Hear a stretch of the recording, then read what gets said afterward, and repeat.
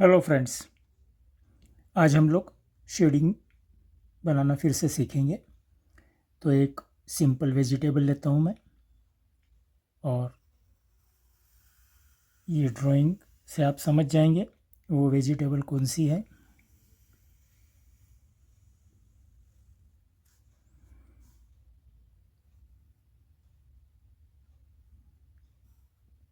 इस तरह से हमने उसका ड्राइंग कर लिया है, और ये निश्चित तौर पर लौकी है।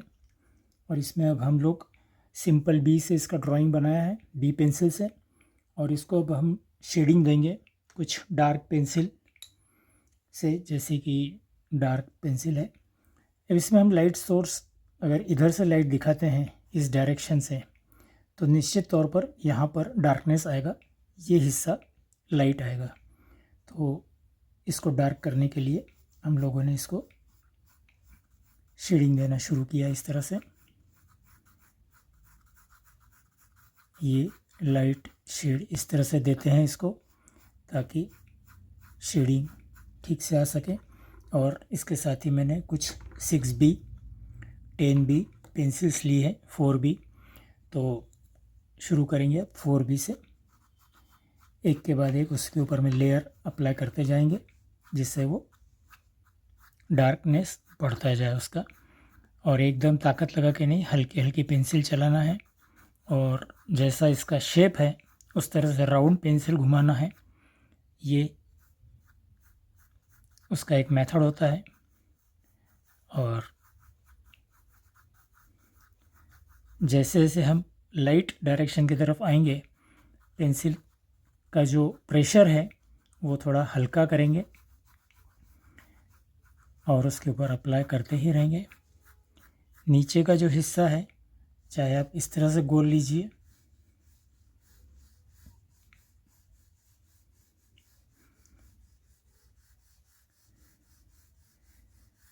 हल्का हल्का चलाते रहना है, ताकि जो हमारी पेंसिल है उसका जो लीड है वो अप्लाई होते जाए एक के बाद एक। ताकत लगाने से हमारा पेज ख़राब होगा, ड्राइंग ख़राब होगा, हम लोग ठीक से ड्राइंग नहीं कर पाएंगे।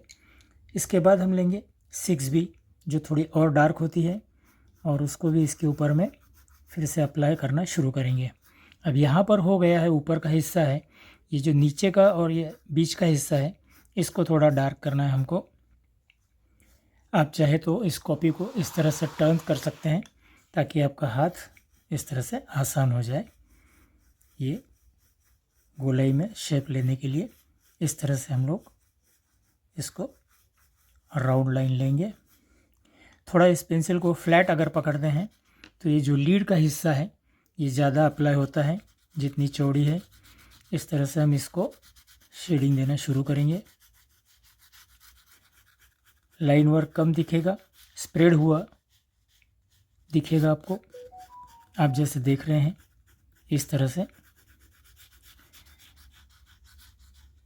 और ऊपर ऊपर जैसा हम इधर आएंगे लाइट के डायरेक्शन में, इस डायरेक्शन में, तो हमको हल्की पेंसिल चलाना है, एकदम हल्की, नहीं के बराबर, यानी जैसा हमने कोई पेंसिल वहाँ पर सिर्फ घुमाई हो, धीरे धीरे इस तरह से लेना है इसको। यहाँ पर राउंड लेंगे हम, पेंसिल अप्लाई होते जा रही है ये निश्चित तौर पर। अभी आपको लाइन दिख रही है, इसके बाद मैं इसके ऊपर में किस तरह से शेडिंग का अप्लाई करूँगा वो आप देखेंगे। और यहाँ जो इसका डंठल है इसको भी हम लोग शेड करेंगे इस तरह से, धीरे धीरे उसको ये शेड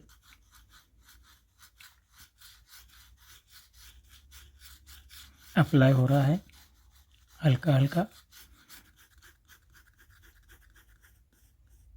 यहाँ गोल लेंगे, इसको इस तरह से खींचेंगे,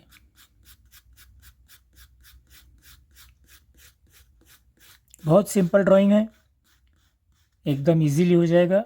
शुरुआत के जो दिन है जहाँ पर शेडिंग सीखना पड़ता है, तो ऐसे ही कुछ सिंपल आसान तरीके से बन जाए, ऐसे हमको ड्राइंग बनाने हैं शेडिंग में। और फिर उसको धीरे धीरे धीरे धीरे हम लोग डीप में जाएंगे, उसकी बारीकियां समझेंगे और फिर हम लोग इस तरह से शेडिंग करना है। काफ़ी लोगों ने हमें पूछा है सर फेस का कैसा बताएंगे, तो पहले छोटे छोटे ड्राइंग हो जाते हैं, उसके बाद फिर हम एनाटॉमी लेंगे। ये लगभग अब 60% हो चुका है हमारा, और 40% के लिए अभी हमको और थोड़ी इसमें मेहनत करनी है। ये मैंने 6B ली थी, अब इसके बदले मैं अब लूँगा यहाँ पर 10B की पेंसिल, ताकि और थोड़ा सा डार्कनेस हमको मिले। आप चाहे तो यहाँ पर चारकोल पेंसिल भी यूज़ करते हैं। चारकोल थोड़ा डार्क होता है पेंसिल, जिसको हम कोयला जैसा कहते हैं।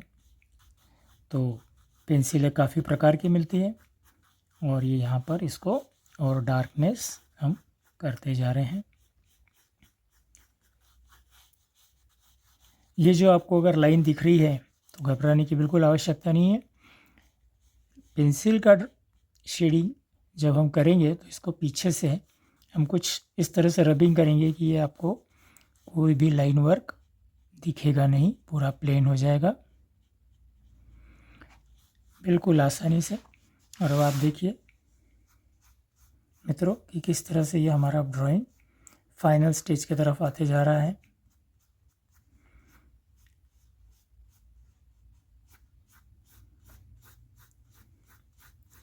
जैसा चाहे आप आसानी से इसको घुमा सकते हैं, जैसी सुविधा हो।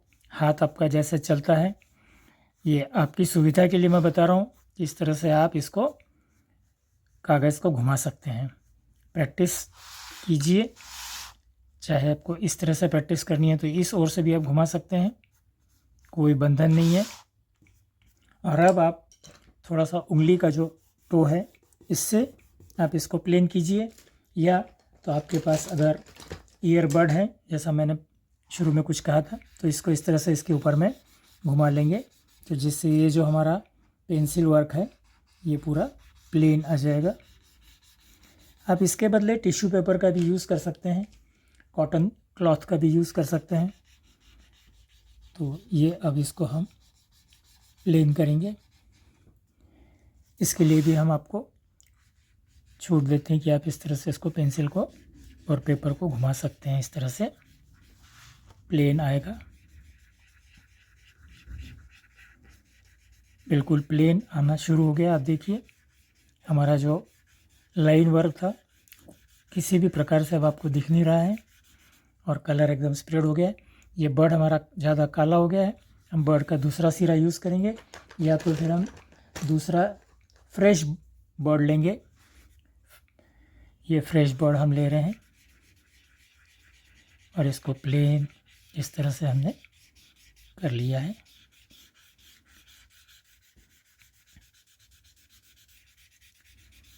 अगर कहीं लाइन दिखती है तो उसको हम इरेज़र से इरेज करके क्लीन कर सकते हैं निश्चित तौर पर। ये हमने इसको यहाँ पर क्लीन कर लिया है, और फिर से हम ये बर्ड से इसको प्लेन करना शुरू कर रहे हैं। तो इस प्रकार से ये शेडिंग हमारा अब अंतिम चरण में है, लास्ट स्टेज पर आ रहा है।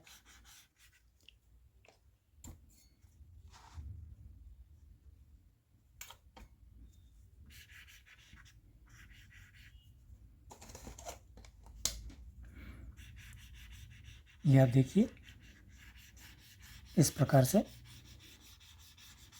प्लेन होता नज़र आ रहा है आपको। एक बार फिर ये उंगली का जो टो है इस तरह से आप इसको घुमा करके प्लेन कर सकते हैं, और ये शेडिंग अब फिनिश होते आ रहा है।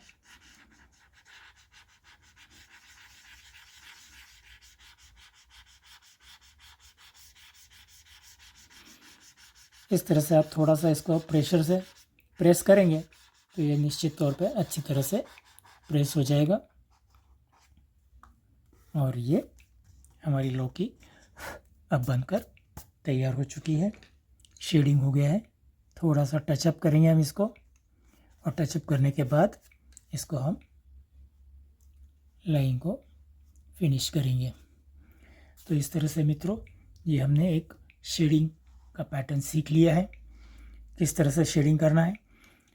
इसके बाद थोड़ा सा हम यहाँ पर नीचे भी शेडिंग करेंगे, या तो हमारे पास जो बर्ड है उसी से हम इसको यहाँ पर थोड़ा सा नीचे में शेड देंगे, ताकि ऐसा लगे कि ये रखी हुई है। किसी भी चीज़ के सहारे से रख सकते हैं।